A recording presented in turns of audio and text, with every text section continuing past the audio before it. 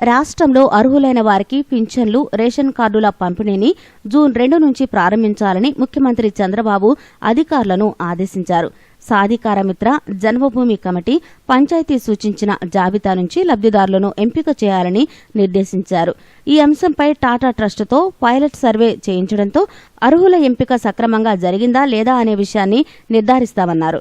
మహిళా సంక్షేమ, మైనారిటీ సంక్షేమ శాఖలు సర్స్పై సీఎం శుక్రవారం సచివాలయంలో సమీక్ష నిర్వహించారు. ఈ సందర్భంగా ఆయన మాట్లాడుతూ పశుపోషణకు ప్రతి పంచాయతీకి కనీసం 25 కుటుంబాలకు రుణాలు ఇవ్వాలని, ముఖ్యంగా ఓబీసీలకు ప్రాధాన్యం కల్పించాలన్నారు. ఉపాధి నిధులతో 1,00,000 ఎకరాల్లో ఉద్యాన పంటల సాగుకు చర్యలు తీసుకోవాలని ఆదేశించారు. మహిళల్లో పోషకాహార లోపం లేని రాష్ట్రంగా తయారు చేయాలన్నదే తన ఆశయమని పేర్కొన్నారు. మైనారిటీ విద్యార్థులు విదేశాల్లో చదువుకునేందుకు పోటీ పరీక్షల్లో రాణించేలా మరింత ప్రోత్సాహం అందించాలని సూచించారు. త్వరలో మైనారిటీ ట్రిబ్యునల్ ఏర్పాటు చేస్తామని, మైనారిటీ కమిషనర్ ఉపాధ్యక్షుణ్ణి, సభ్యులను నియమిస్తామని చెప్పారు.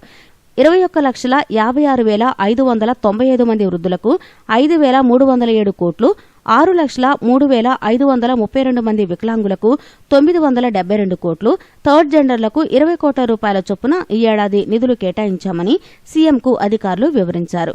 మొత్తం 4,93,014 ఎస్హెచ్జీలకు 13,402 కోట్లు రుణ సాయం చేశామని తెలిపారు.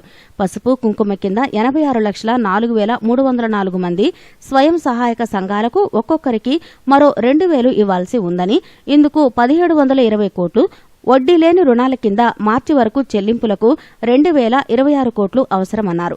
సీఎం కార్యదర్శి గిరిజాశంకర్, మైనారిటీ సంక్షేమ శాఖ ముఖ్య కార్యదర్శి ప్రవీణ్ కుమార్, మహిళా సంక్షేమ శాఖ కార్యదర్శి కె సునీత, సెల్ఫ్ సీఈఓ కృష్ణమోహన్ తదితరులు పాల్గొన్నారు.